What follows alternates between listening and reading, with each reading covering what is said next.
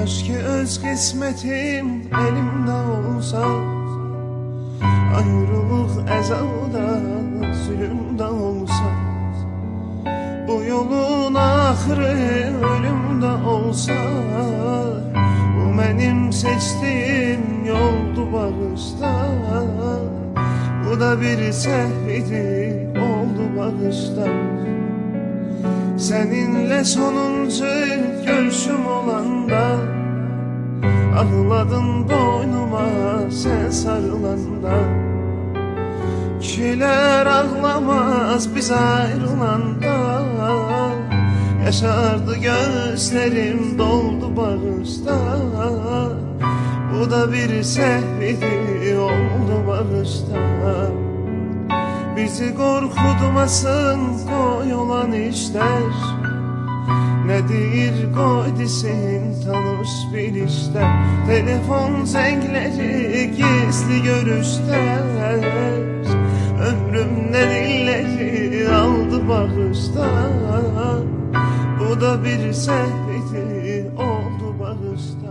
Keşke öz kısmetim elimde olsa, ayrılık əzabda, zulümdə olsa. Bu yolun axırı ölümdə olsa, bu mənim seçtiğim yoldu bağışla. Bu da bir səhv idi, oldu bağışla.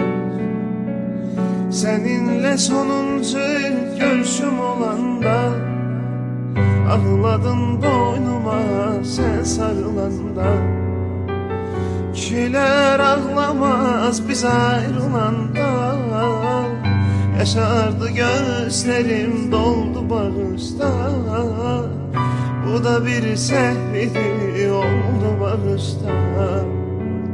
Bizi korkutmasın koy olan işler, ne deyir koy desin tanış bilişler. Telefon zengleri gizli görüşler, ömrümden illeri aldı bağışta.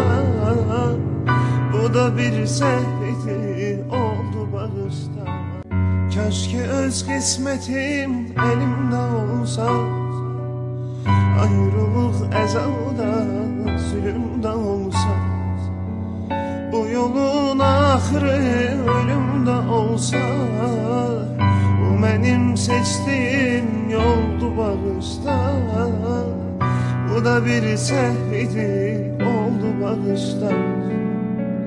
Seninle sonuncu görüşüm olanda, ağladın boynuma sen sarılanda. Kişiler ağlamaz biz ayrılanda, yaşardı gözlerim doldu bağışta. Bu da bir səhv idi, oldu bağışta. Bizi korkutmasın koy olan işler, ne deyir koy desin tanış bilişler. Telefon zengleri gizli görüşler, ömrümden illeri aldı bağışta. Bu da bir səhv